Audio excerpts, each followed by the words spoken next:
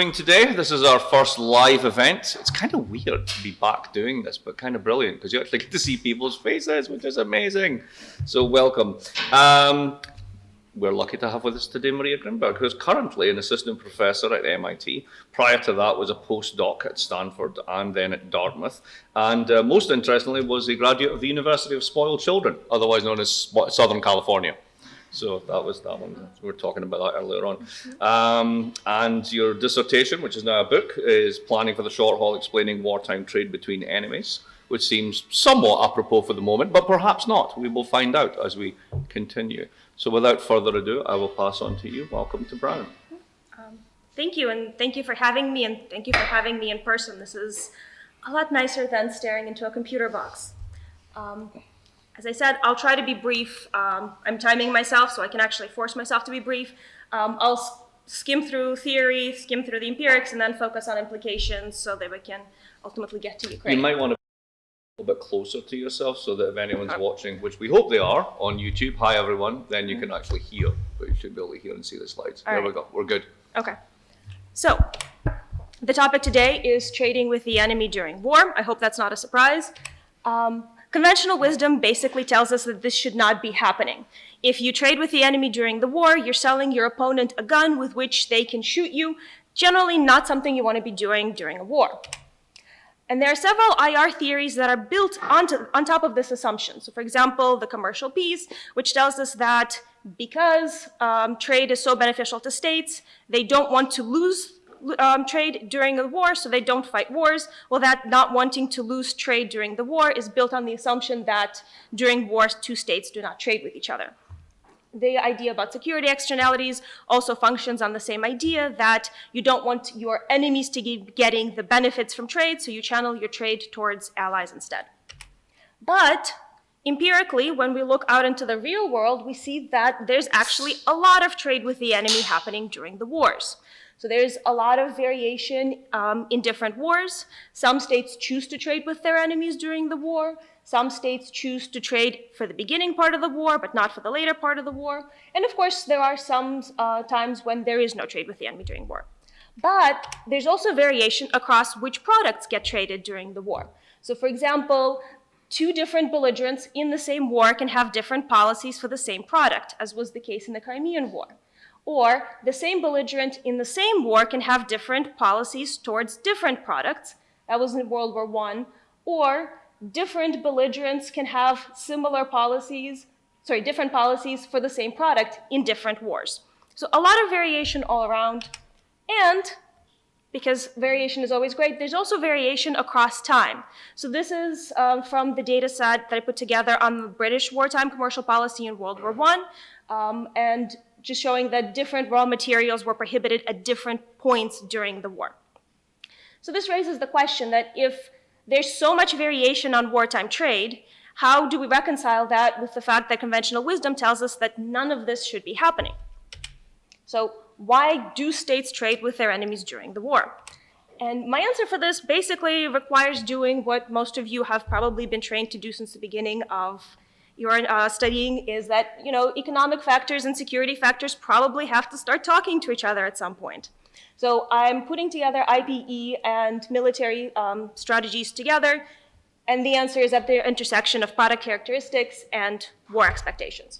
So today, a little bit on definitions, because they are in fact very important. My theory of wartime trade, I'm going to give you some evidence from World War I, and then finally, the part that everyone's waiting for, we'll get to the implications.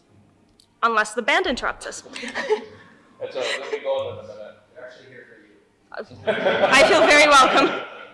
We thought we'd lay this on for all of our speakers. It's a surprise thing, but a good thing. All right, perfect. Well, so trade with the enemy counts as any commercial dealing for the benefit of an enemy belligerent. That's the legal definition. What I draw from this, for my project, very important aspects, trading with the enemy can only happen during a war. So only enemy belligerents can be involved in wartime trade. If a neutral state chooses to profiteer from this, it doesn't count as wartime trade. I also look at trading with the enemy from the legal point of view. So I'm not focusing on all of the stuff that firms do above the legal prohibitions. I'm trying to solve the puzzle specifically of why would a state allow its merchants to trade with the enemy during the war, so making it a hard case. And something I'm calling wartime commercial policy is every decision that the state puts together about which products are and are not allowed to be traded during the war. All of that altogether is the wartime commercial policy of the state.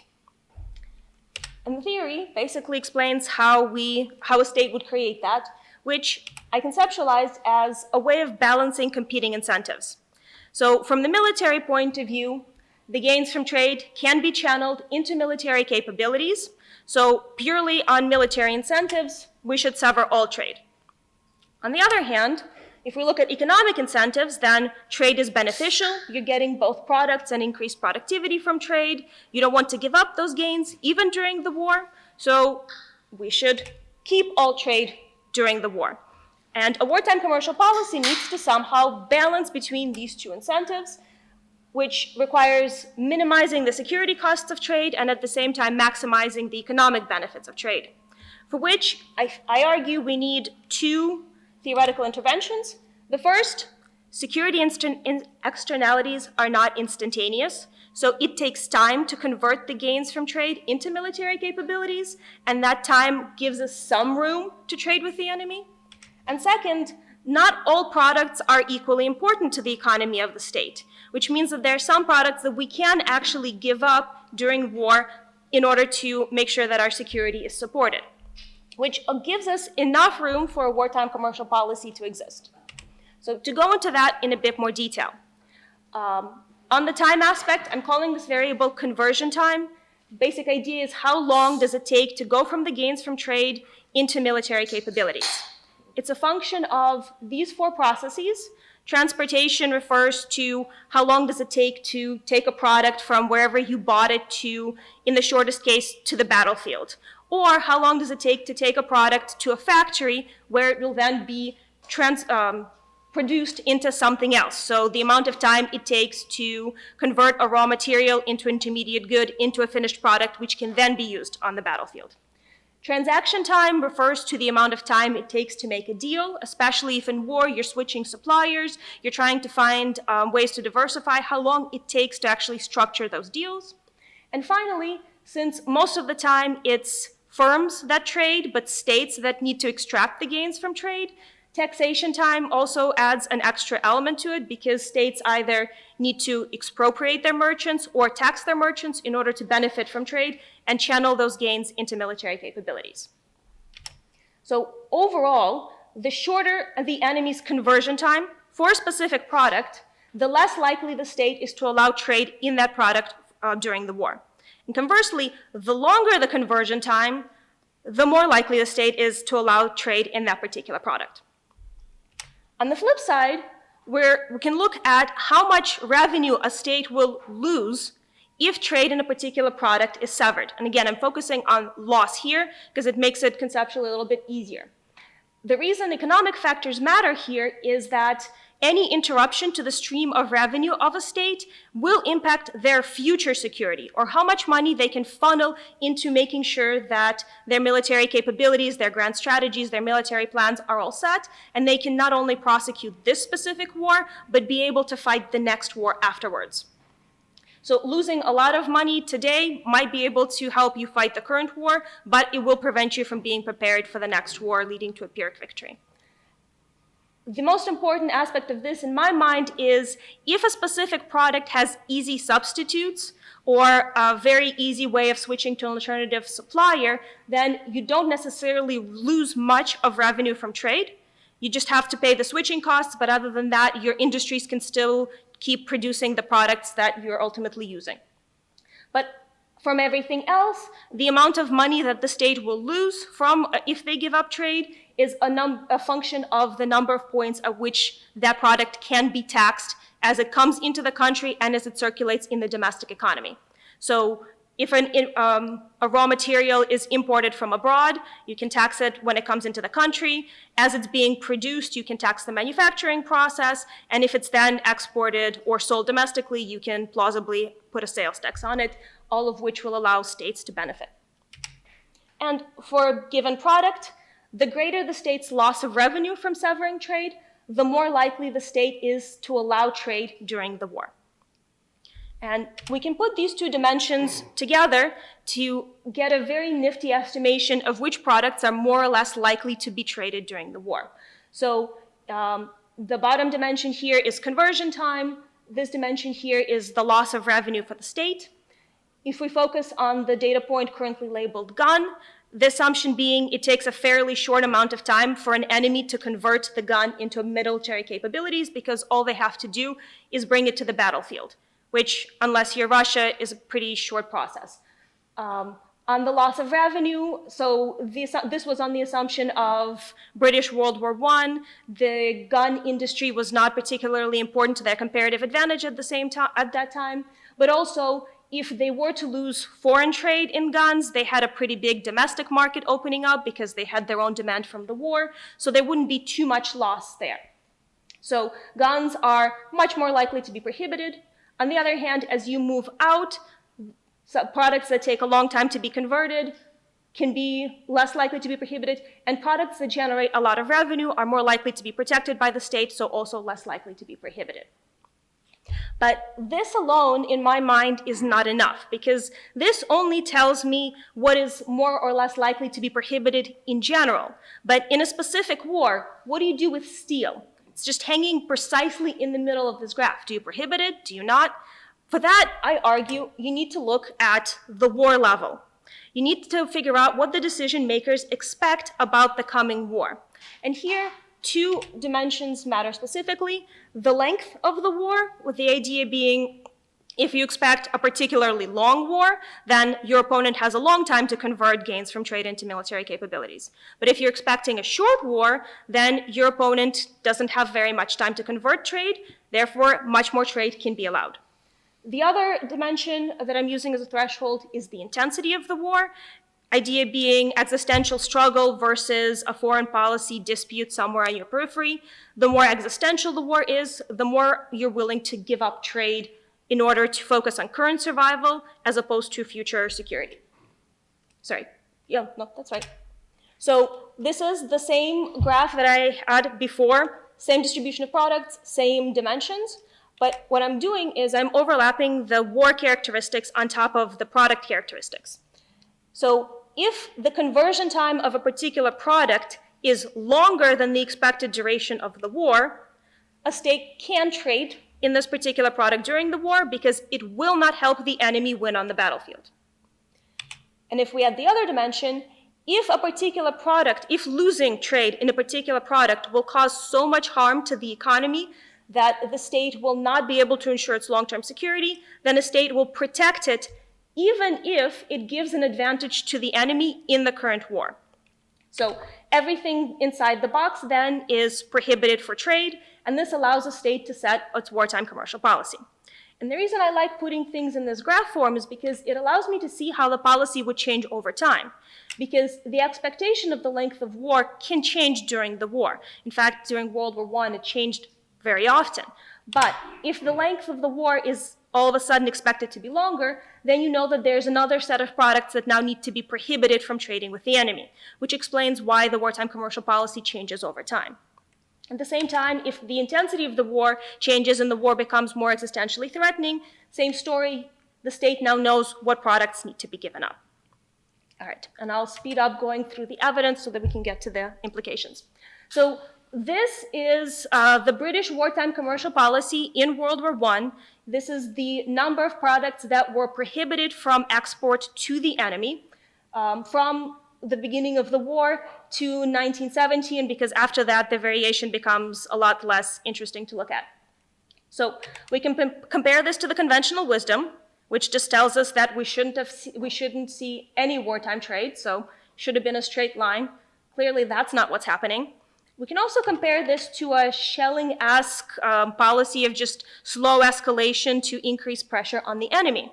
And it sort of looks like that's what's going on, except for the increases and the valleys on the actual wartime commercial policy are not accidental. If we overlay the expectations of the length of the war with the shaded columns here representing expectations of a long war, and the non-blanked out columns, the white ones, showing expectations of a short war, we can see that actually when a state expects a long war, they prohibit a lot more products than in periods when they're expecting the war to finish up, and at that point they prohibit less products. So I'd like to talk about the initial process of formulating this wartime commercial policy first. So Britain was very helpful in this respect. They actually formed a subcommittee called the Subcommittee on Trading with the Enemy, because they actually decided to think through this process and decide what they want to do.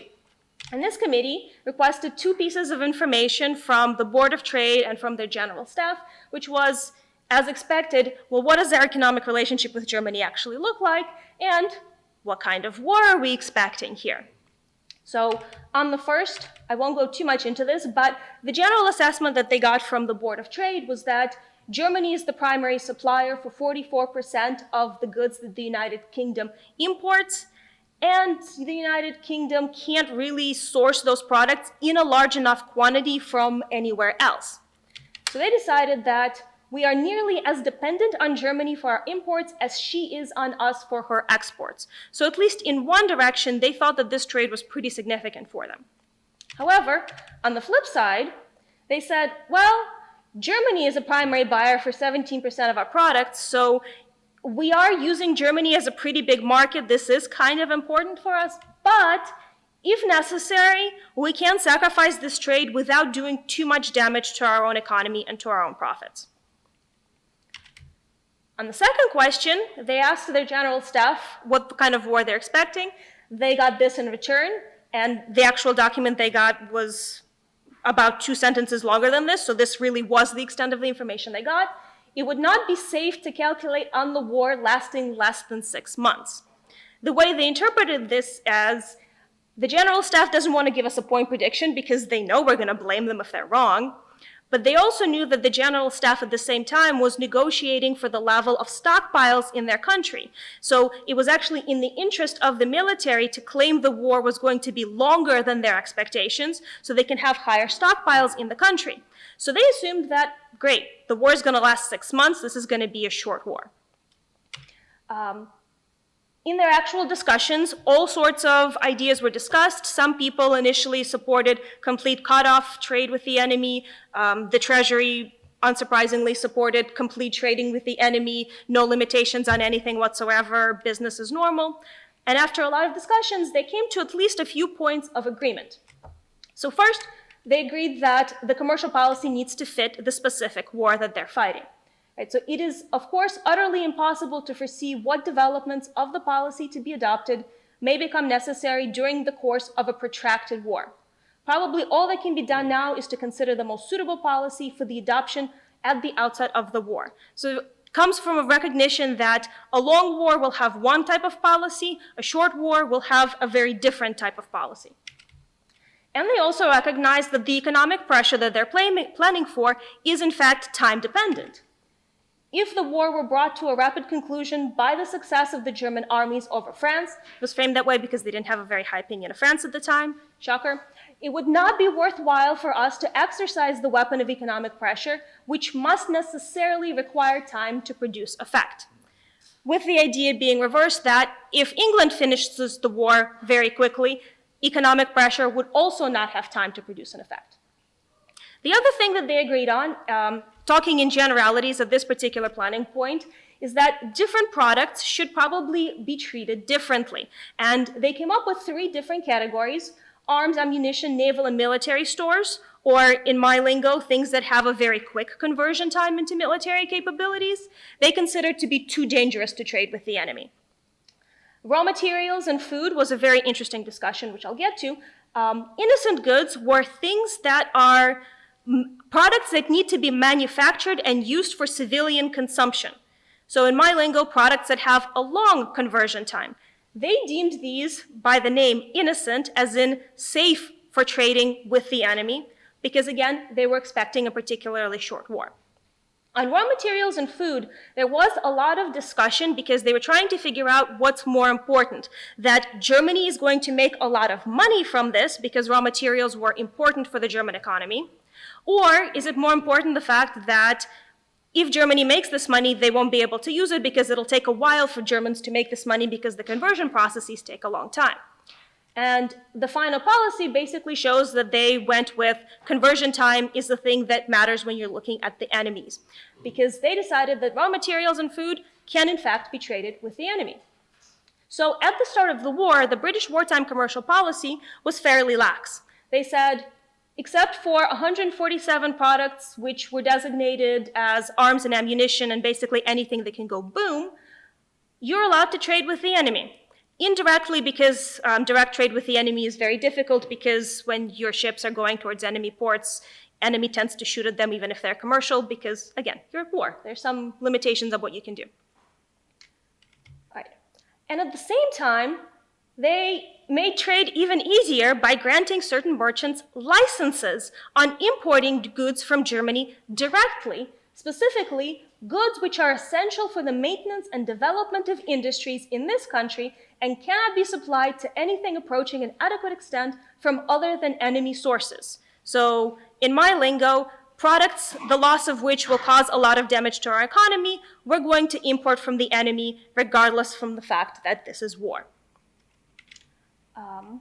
So I'm actually going to skip over the policy changes because they mostly conform to theory anyway, to show you what the general distribution of products actually look like. So this is a cut of 2 years apart of what was actually being prohibited from trade from the British point of view. So we start with things that are your usual suspects. Again, this is things that are immediately military capability increasing. Fast forward 2 years, you have some raw materials, you have products that can be used to make something that could plausibly be used for war. Fast forward another 2 years, and now we're 4 years into the war. We're prohibiting tins, empty, wholly or partly made of iron and steel sheet or plate, bakery utensils. I'm almost 100% convinced that they were not concerned about Germans' ability to cook. They were more concerned about their ability to actually use, remelt these products, use the raw materials for alternate production. So again, things that would increase the conversion process because you'd have to extract them from something else. We can also see that the prohibitions were very responsive to what was happening on the battlefield. So November 10th, 1914, this is about when the race to the sea has ended, the two armies are stalled, they're starting to dig trenches. Britain prohibits the export of anything that can be used in Germany to build those trenches. My favorite example, machine guns were allowed to be exported until 1915. The general idea here is everyone expected that machine guns were only used in stationary warfare, that they had very little utility in mobile warfare. So actually, carriages and anything that attaches wheels to machine guns were prohibited on day one. Machine guns, not so much. But when the war actually became a trench warfare, and they realized that machine guns can be used in war, then they were prohibited. When Germans started using poison gas, and they quickly figured out which poison gas were being used, those became prohibited.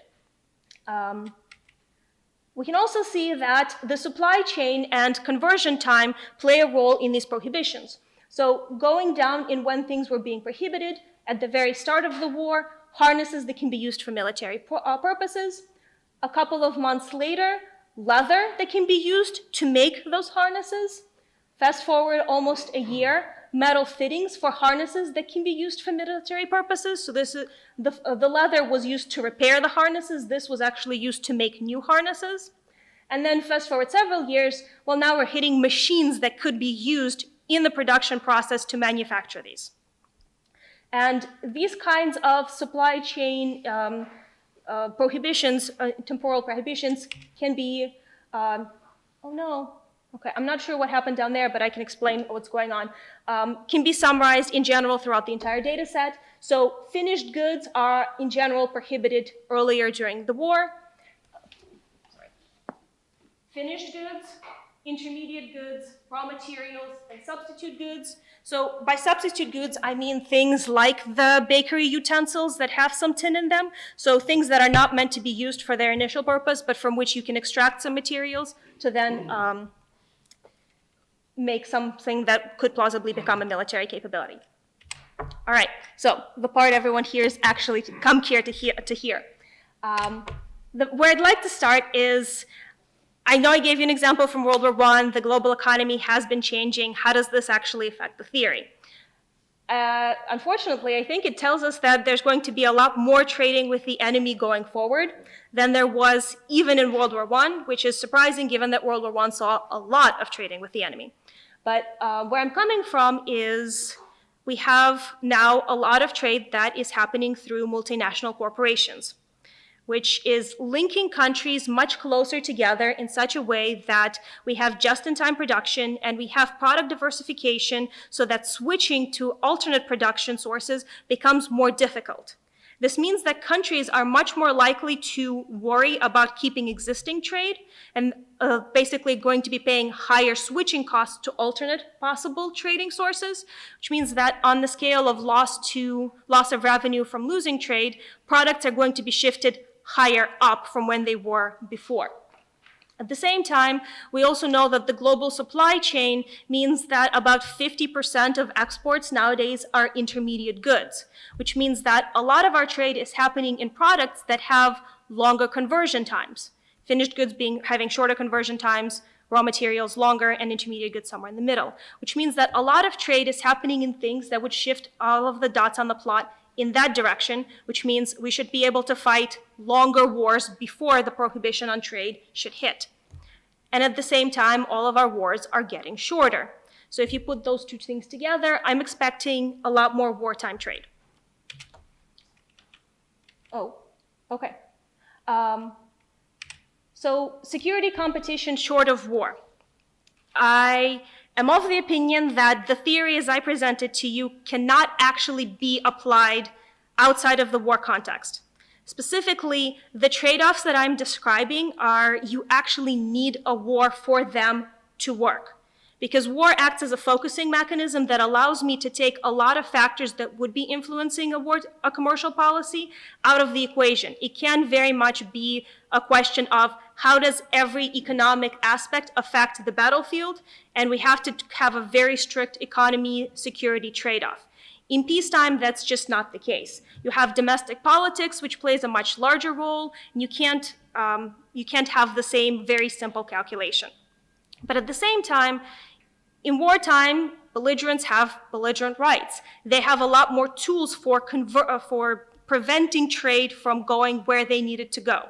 They can blockade a state. They can do a lot of stuff preventing exports from leaving the country. If you try to use any of these tools in peacetime, that's a very high escalatory risk because most of these things will get you into war. So I don't think the theory itself works in peacetime, but the general trade-off between economic and security factors can still be considered in situations short of war.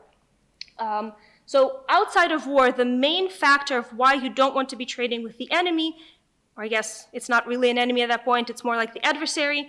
The reason you don't want to be trading with the adversary is because of this concept of leverage. You don't want them to prevent you from getting the materials that you need in war precisely when you're about to start a crisis.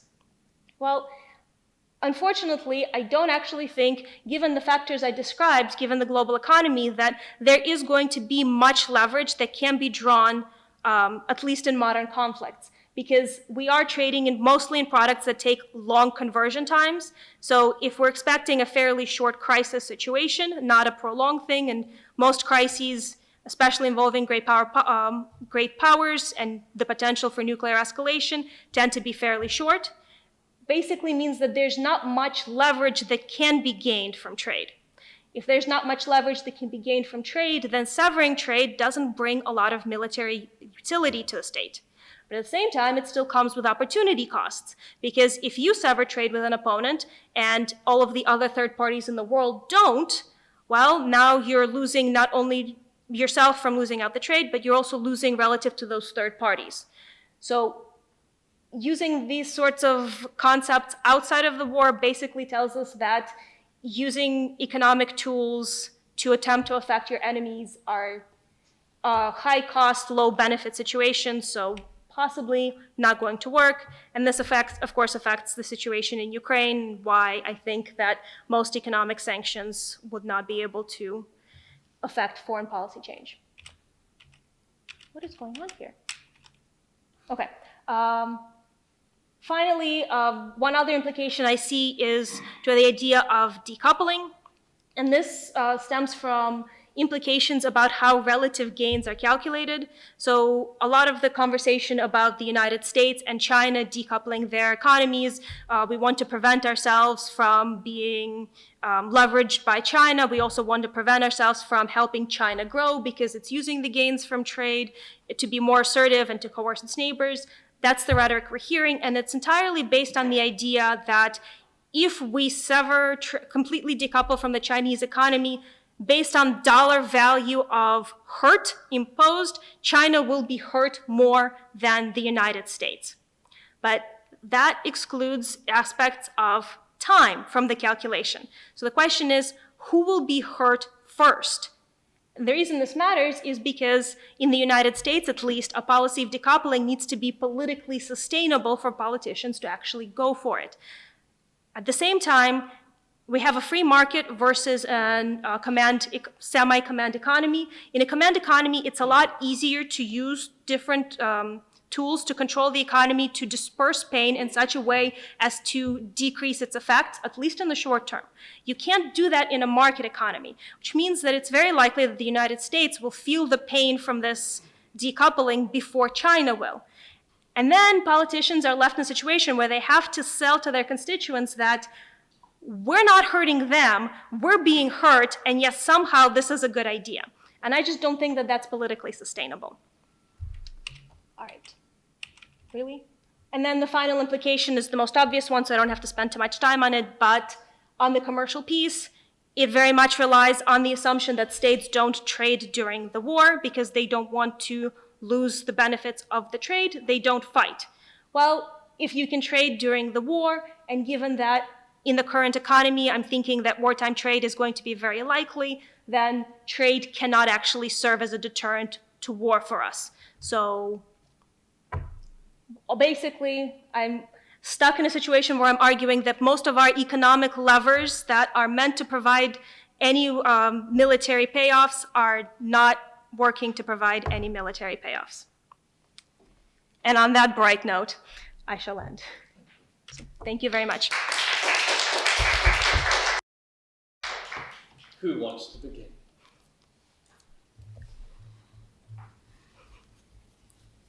Go on, Pio.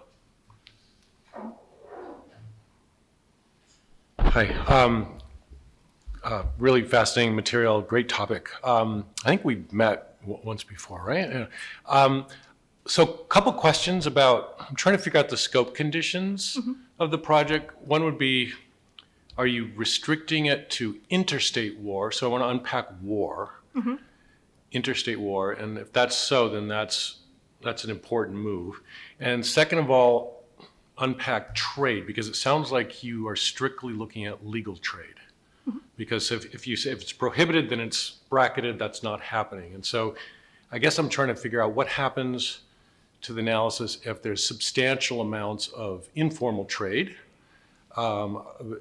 between enemies, and if it's less traditional war, civil wars, insurgencies, counterinsurgencies, because, I just think of the American Civil War, massive amount of cotton trade from south to north, but totally illegal, but tolerated because it helped northern cotton mills, and the South was definitely, that was their war money, was cotton. Or you think of the War of 1812, part of the reason it was a stalemate was because there was massive amount of trading with the enemy, but totally illegal. So how does that fit into your analysis? And I'm sure somebody's going to ask you about Ukraine, but I'll resist because buying all that Russian energy, I'm wondering how that implies. It's coming. But thank you. Very good point. I generally go through the scope conditions, but I was trying to cut that out. It's a wrong thing to cut out. Fair point. I think as far as wars, this would apply to interstate wars, but also civil wars on the caveat that territory is controlled by an actor that can set a wartime commercial policy for that territory. So not interspersed civil wars, not civil wars where control of a territory changes daily, because if there is no legal wartime commercial policy, then none of these decisions are structured in this particular way. But civil wars where territory is controlled by an actor, I don't think it matters if it's a state or a non-state organization or anything of the sort. I just basically, all I need is a territory for which a political organization can set a wartime commercial policy. As far as trade is concerned, I am looking at only legal trade because the question that I find interesting is why would a state permit this to actually happen? So ignoring all of the stuff that's happening outside of it, sort of looking at the trade-off between the economic and the security goals for that particular state. So in the cases that you brought up, I am ignoring the informal trade because I think different mechanisms would be explaining it, not these. But the Civil War is very interesting. I've found evidence that the South actually legally allowed some of the trade. I can't find any evidence if the North legally or made it legal at any point. I'm assuming it was mostly legal through most of the time. So technically speaking, it would the theory would only apply to the South's calculations, not to the North's. Does that answer your question? I think so. I mean, I'm just wondering, if you just tell the story of the American Civil War through your lens, I think it might be accurate, but then you miss so much of the action, right? Because, for example, you said you're only looking at trade that's tolerated by the state. Well, the state tolerated the illicit trade, but you're defining illicit trade as not tolerated, right? Yeah. So it's, yeah, and for the South, of course, they're perfectly happy selling cotton to anybody because that's their war money. But it's the real puzzle is the North basically buying it because they know it's contributing to the South's wherever. Anyway, we can talk. Yeah, more. no, I agree. It's a fascinating puzzle. It's just a slightly different puzzle than this one. So I would expect that I'd need a different theory to explain it. Yeah. Yeah, really great talk. I was interested in, so you're looking at Britain. Britain exports mainly finished or some kind of manufacturing goods. Can your theory also explain raw material exports? So someone like Russia, you have material on that. Yeah. Is this kind of the same calculation? Absolutely. So actually Britain had, right, so it wasn't just raw materials that Britain was exporting. They were trading across all levels. They had raw materials, intermediate goods, finished goods, across, so everything. So, and this can explain just any product in itself. And I'm actually leveraging the difference in products, sort of where they are in the supply chain, for the conversion time variable. So the idea being that raw materials take a long time to be converted, so their production times would be longer, so they should have longer conversion times. Finished goods ideally are already finished when they're sold to you, so they should have shorter conversion times into military capabilities, so less likely to be traded. But if I can jump in there for a second, you Yeah. need to eat, so you need wheat. It's a very short conversion time. You Yes. need to run a tank, you need oil. It's a pretty short conversion time. So Absolutely. wouldn't you expect those to be the first things that you'd prohibit? Right, fair point. Conditional on supply chain, right? So within the same supply chain, the raw material should have a longer time than the finished good.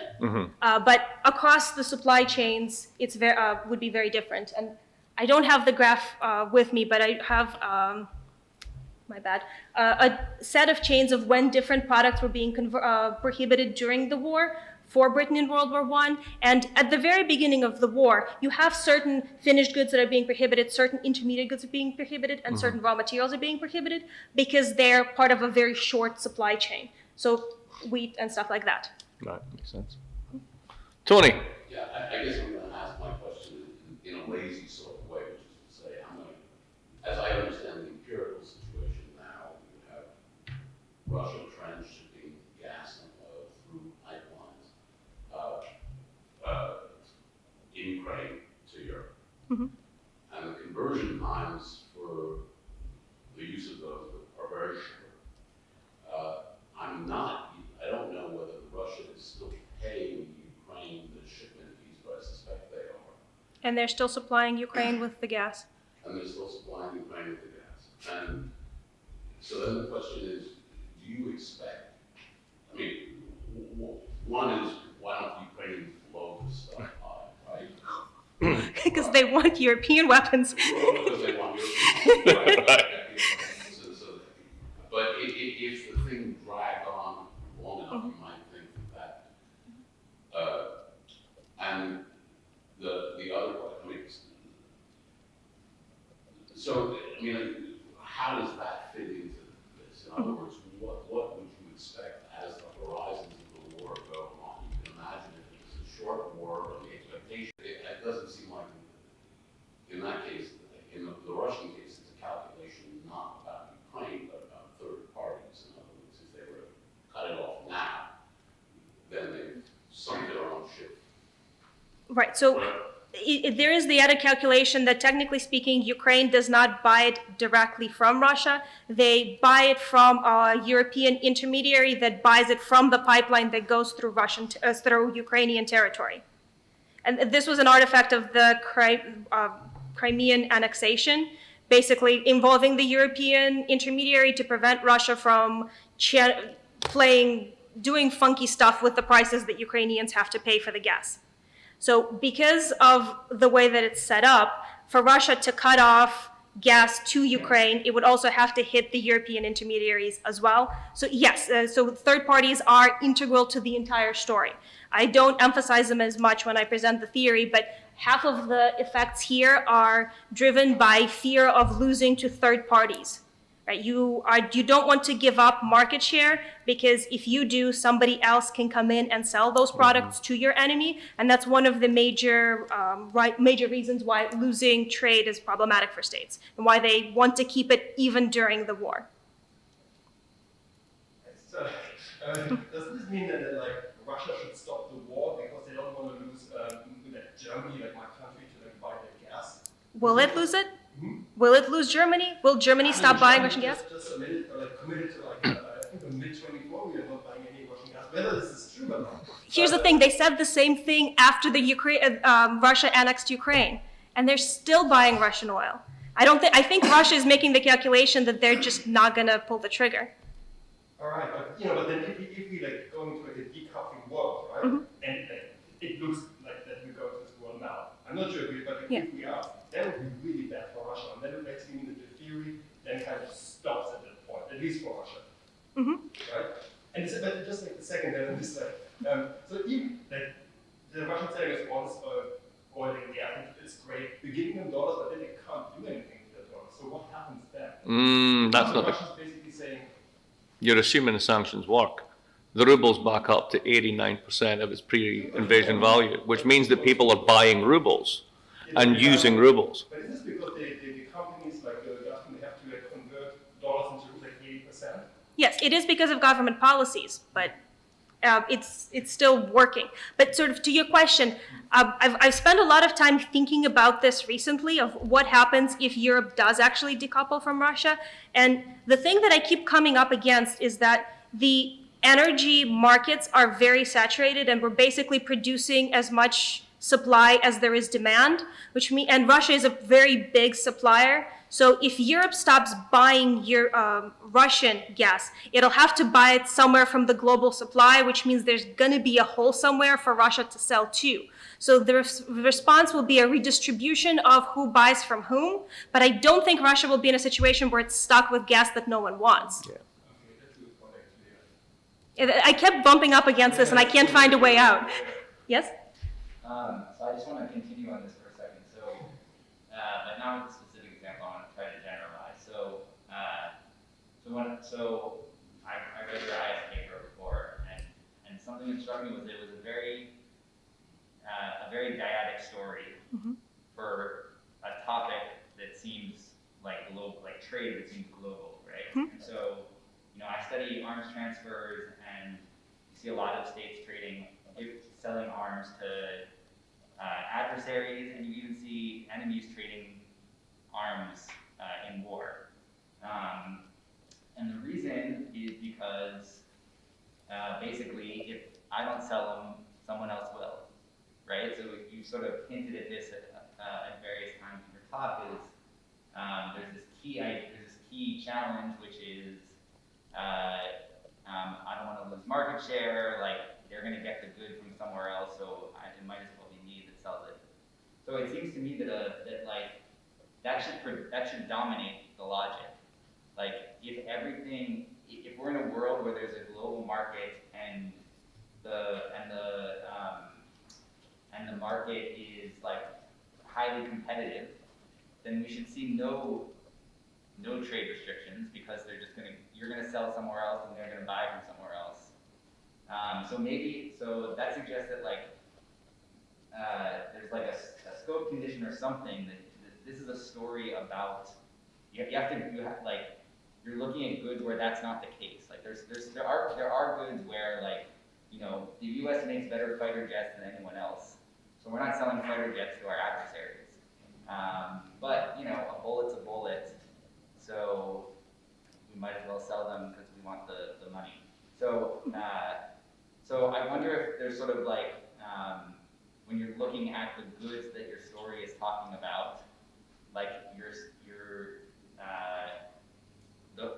for the first question in a sense is this good? Is the market for this good? I forget my IP classes, so I'm using the wrong terms. But Inelastic. Is the market is it globalized? Is it competitive or monopolistic or whatever? And that can sort of scope to the kinds of goods that your story is going to have more explanatory power on. So I see where you're going with this, but I don't buy the initial premise. So yes, the economic factors matter a lot, and part of the book project is actually tracing the development of neutral rights of when third parties became more important than they ever were before, and when trading with the enemy actually became a problem for states.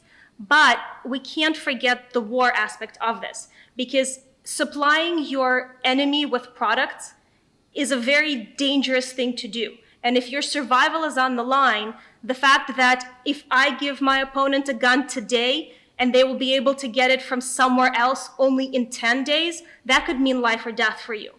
So because of those differences too, the military and the security aspects have to be important to the story, and every economic decision still has to be funneled through what will it do to my battlefield outcomes.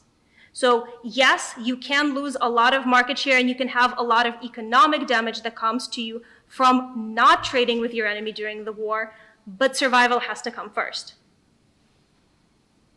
Can I Yeah, of course. respond? I mean, so certainly, if you have established trade lines and you have things in transit or whatever, you have some leverage to impose a delay where they can't get the same thing from someone else. But on day one of the war, if the adversary comes to me and says, we'd like to sign a contract with you to buy guns that you'll deliver in 4 months. Let's say that's within the time frame of how long we think the war is going to be. Or we're going to go to this neutral country next door and buy them from them. Do you want to sell them to us? They're going to get them on the same day at the same price conceivably. So I'm going to sell them to them. Right? As you absolutely should, given this theory.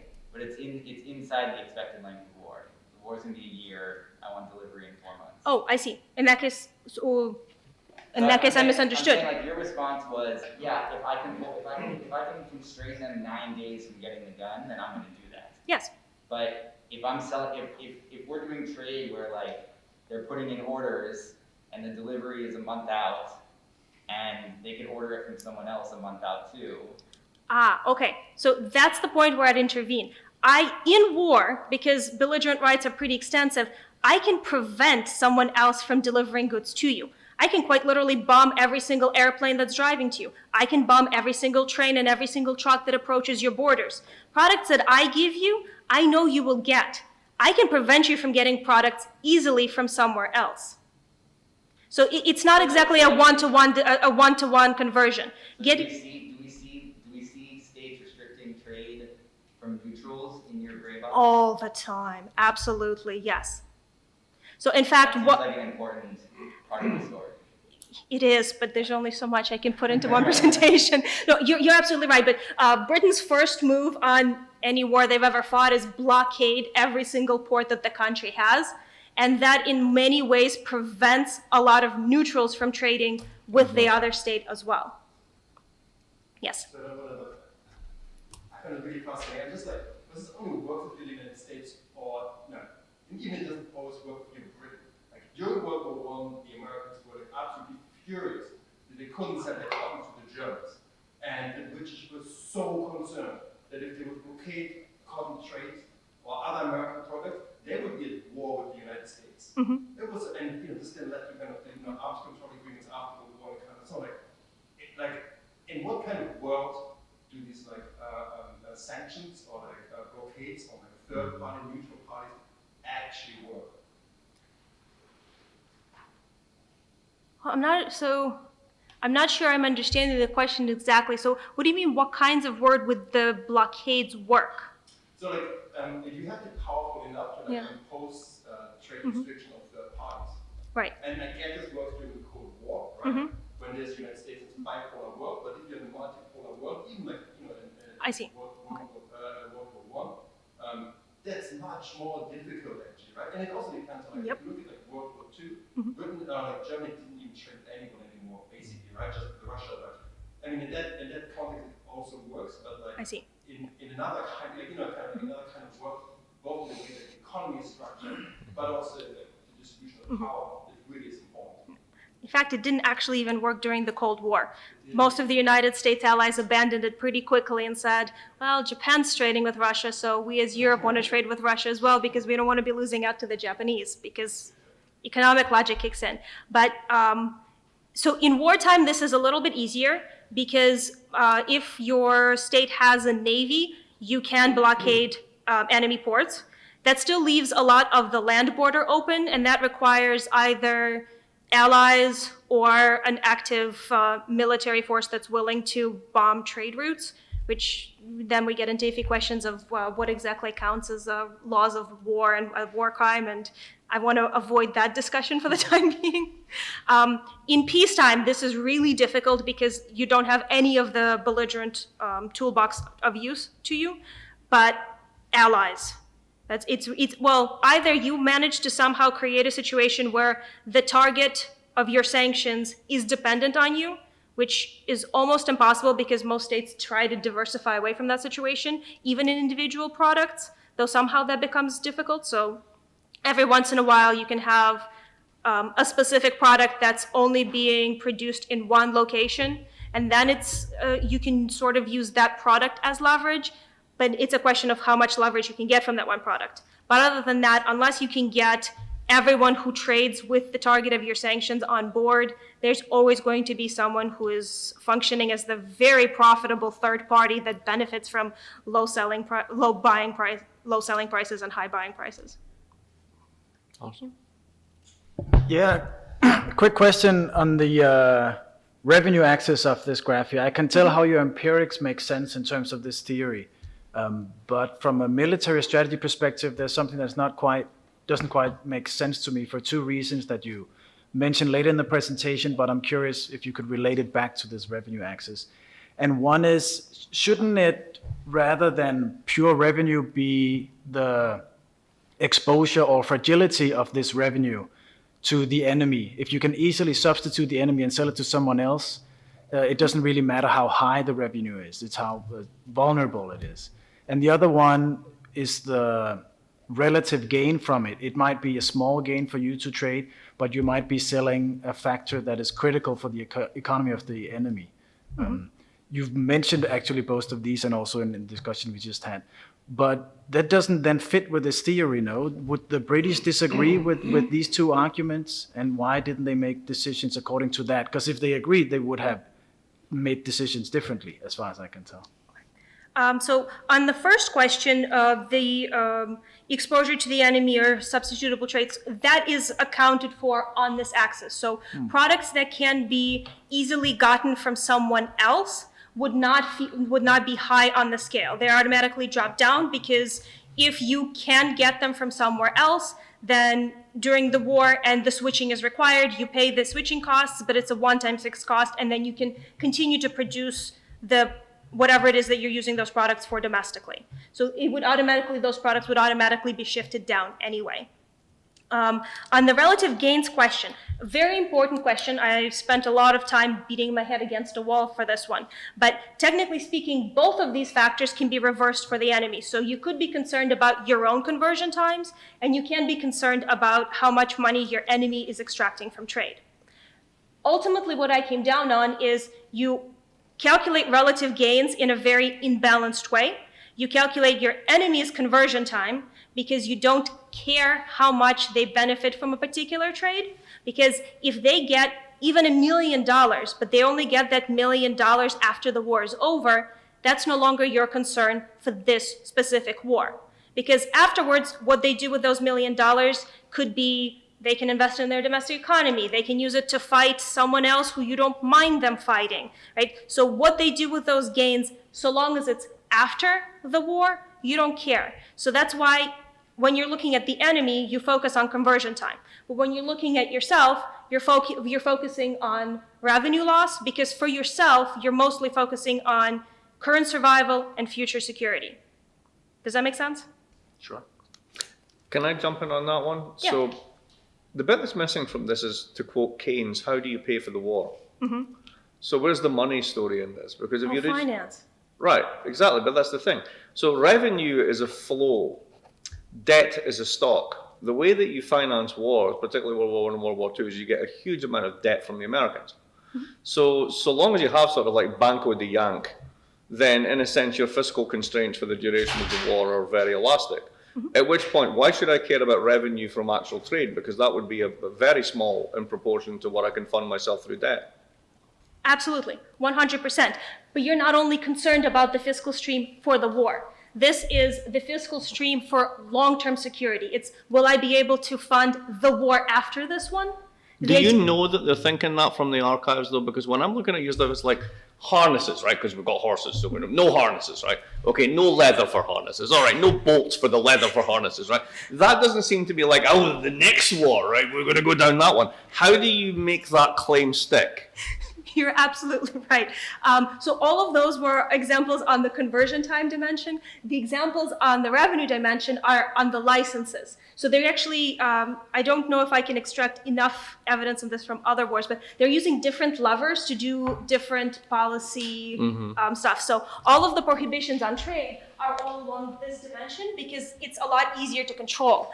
On this dimension, they're using licenses to control them. So they prohibit all imports, and then they say, but I'll give you a license to this, and I'll give you a license to import this. And the product that they continued to import from Germany all through the war, and because they couldn't find a way to diversify, they still did it in World War II as well, hosiery needles. Really? So, Hosiery needles? Let me explain. We're not talking about knitting needles. We're talking about, if you've ever seen a knitting machine, the little needle that has an open hatch that you run the machine through that allows you to create textiles and to basically produce cloth. And in order to make each one of those hosiery needles, you needed very high precision measurement tools that only Germany possessed. So Germany was the only one who could make these things, and Britain needed it to make sure that their textile industry didn't go kaboom. So even during World War II? Even during World War II, even though they had the entire interwar period when they knew that they had this problem and they needed to figure out how to do something about it, I'm just fascinated by this. So did a ship leave Hamburg under protection and was handed to British gunboats and it's like, here's your needles? Like, how do you get them? Unfortunately, I don't have those details. Wow. Probably to neutral countries, right? It's got to be repackaged through Sweden. Right. It's got to be the Swedes. Yeah. So all of the trade that we're talking Treacherous bastards. The trade we're talking about is indirectly through neutral states. And that's acknowledged in the prohibitions, because the way these prohibitions sound is not that you cannot export anything to Germany, it's you cannot export anything to countries that are west of the Mediterranean, I forget the exact name, it's like west of the Mediterranean, north of this point, like south of this point, which basically describes a square around Germany. Right. I'm not sure if it gets at something you've already said, but the revenue component you're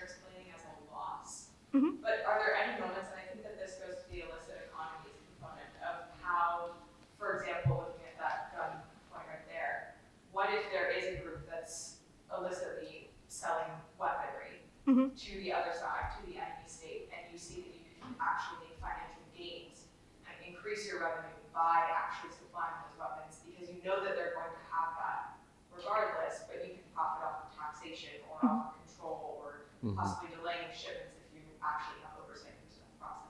Is that something you've like calculated into this, or? No, because again, I am very much focusing on the legal aspects of this. So what would the state want to trade with the enemy with? But I would also, the way that you phrased that particular question, I would say that my expectation would be that they wouldn't try to profit from that trade. They would try to sever as much of the illegal trade as they possibly can. Because the same answer that I provided to you, if someone else is providing aspects to your enemy that are increasing their military capabilities, because of the war, because you want to win the war, because of battlefield outcomes, you want to prevent that from happening. So I don't expect that a state would pick up that kind of trade in order to make a buck, because I think they'd be too focused on surviving and winning the war.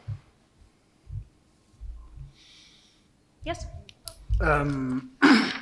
A complicated question. Let me see if I can phrase this. This seems to be specifically from the home country perspective. We do a calculation on revenue and time, the vulnerability and so on, and simultaneously at a single product at a time. But in practice, there are some dynamics between the products.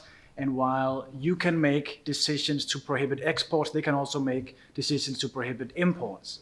So if you, for example, or what I would imagine could also be in this calculation is, you decide whether to prohibit an export of something, also depending on the tit for tat negotiation with the enemy on whether they will respond with a prohibition on importing another product that you have a much higher revenue sensitivity to.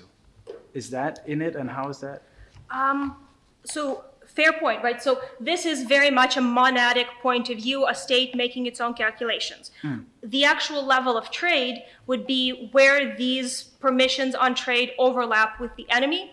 So it could be possible that Britain allowed a specific product to be exported to Germany, and Germany prohibited the import of it. It's entirely plausible. I'm trying to put together a similar data set from the German point of view right now.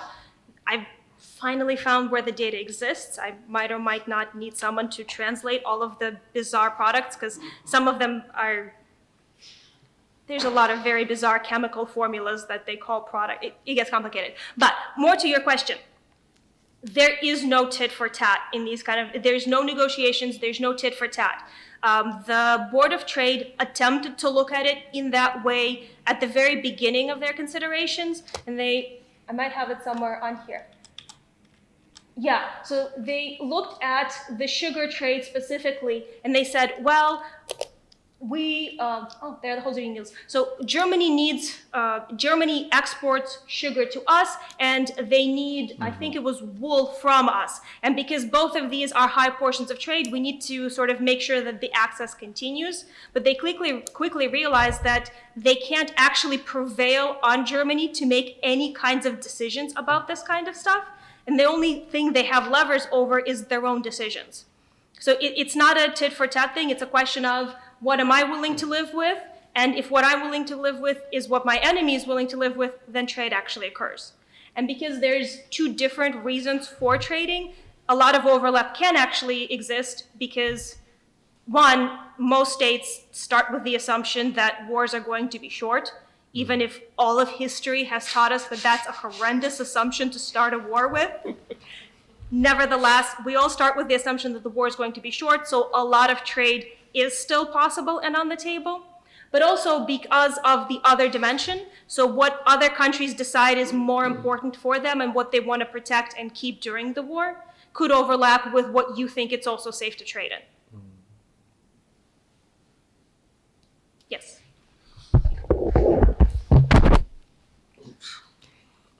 All right. We're quite running out of time, so. Things keep going until they stop. Okay. Just a couple things. One is, it seems that when push comes to shove, it's essentially kind of a fairly straightforward cost-benefit analysis. I'm wondering to what extent politics is kind of missing. So here you have unitary actors who are basically autonomous. So there's not a word in here about industry influence on politics or lobbying or why they might make an exception for this product because Are you basically saying yes? It's not just focuses of the model, it's actually what you think happens, is that there's no influence from industry. And then second of all, towards the end of your talk, you said the expectation is you think that there'd be more trade with the enemy into the future. And I find myself wondering about that because you did put the scope to missions of a certain type of war. But the certain type of war that you described is actually dramatically on the decline of war. I mean, the kind of unitary two opposing forces that can make policies and going across the board, that's actually a declining business as much as it doesn't seem so right at the moment. But the vast majority of conflicts are not of the type that you describe, and that's sort of a historical trend, or so it seems. So that gets me to the last point, which is I can't tell, you go from making pretty general comments that seem to you think are universal, to then the empirical illustrations, at least in the talk, I haven't seen the larger project, is World War I. So I'm just wondering, to what extent you really think this is a universal argument that would apply across time and place? Fair question.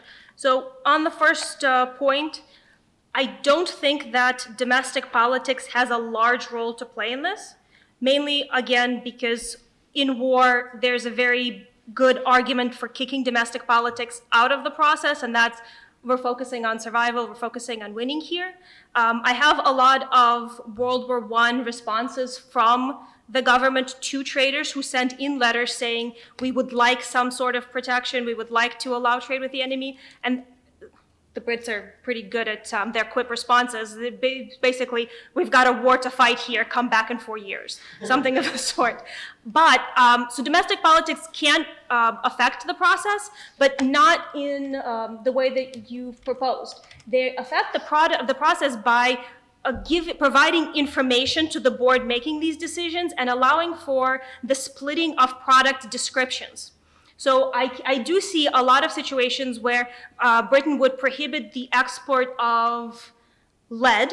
Then someone writes into them and says, "What? Hold on, lead is a giant category. We have lead that we make these tea linings for. There's like no military utility here. We have lead that's actually used in weapons, but fine, we agree with that. We have this thing called white lead, which I forgot what it actually is at this point.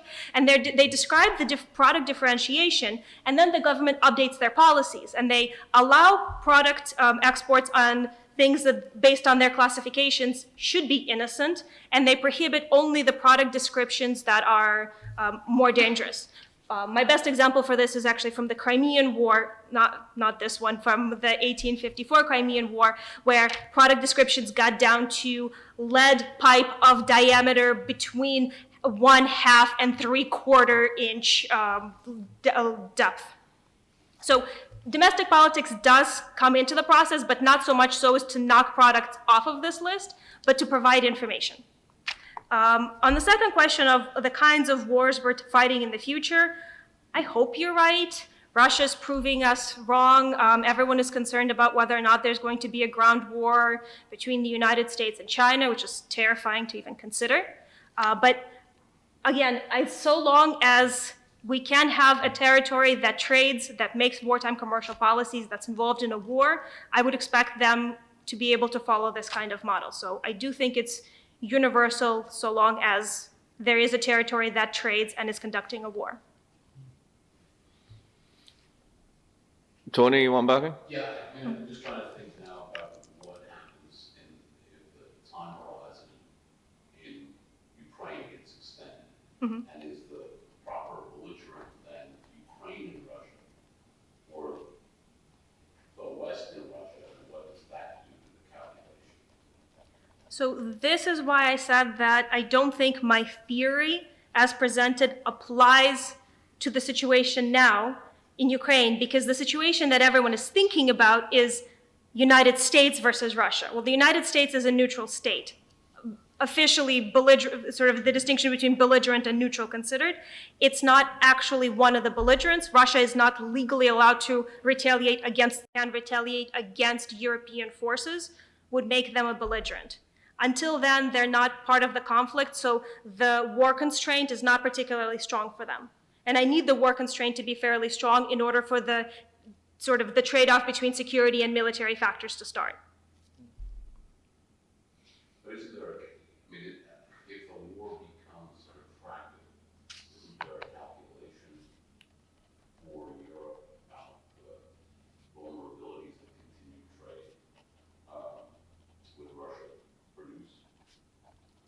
Absolutely. I just don't think it'll be this theory that'll explain the result.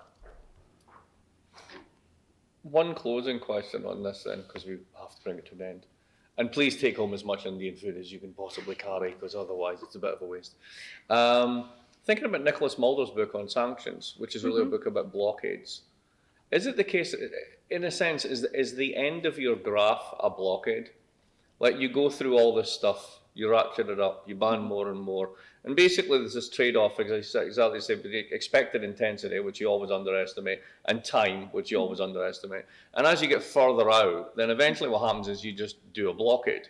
And when you do a blockade, we could have a license, or I can, give Hayden certain components or whatever, but I'm never going to get them there. Right, they're just not going to happen, or you have to go through third parties, and then the cost becomes prohibitive, et cetera, et cetera. So I'm just wondering, is there a kind of point where, when you get to the middle of 1916 in World War I, when you have a full blockade, and then it's just game over? So in World War I, all trade was actually cut off a month before the war ended. Really? I thought it was earlier. That a month before the war ended, that's when they decided this is so long that we're not going to bother with this anymore. This war will continue forever. But was any of the trade getting through? It goes back to the point that was earlier. The Brits get the needles by putting them on a boat and sending them to Stockholm and this sort of stuff. Right. They can have it on the books, but is it actually going on once you get to a certain point? So I don't have specific volume of trade data, but I do know that some of the trade is getting through by certain reports, and all this wartime trade that we're talking about is indirect trade. It has to go through intermediaries, which increases conversion time, but also makes the trade safer to actually get to your country. Right. Right. So it is all very much going through neutral states, but some of it is going through. And so less so for World War I, because some lovely historian decided this information was not worth saving. I have a folder that says representative of all others, and all others have been destroyed because this is all that you need for posterity's sake. I have, though, evidence from World War II of products that were being imported to Britain from Germany, hosiery needles amongst them, a few raw materials every once in a while, of actual trade that's being government sanctioned and being imported in. See, the commercial interest, you can never kill it. Thank you very much for a great talk. Thank you very much. This was a lot of fun.